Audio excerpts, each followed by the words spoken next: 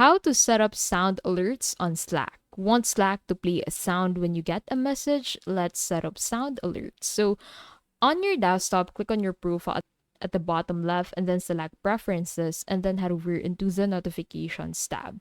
So in here, you can go ahead and set how you want to be notified. So you can get desktop notifications and mobile notifications, what to notify you about. So you can set this and then you can also set keywords. Now, as for the notification schedule, you can set the days and the time when you want to be notified. Now, once you scroll down, you'll find the sounds and appearance section. So from here, you can go ahead and set the notification sound that you want to use.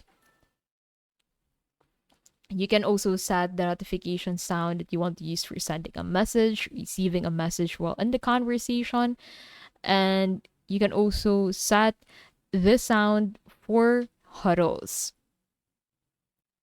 And that is how to set up sound alerts on Slack.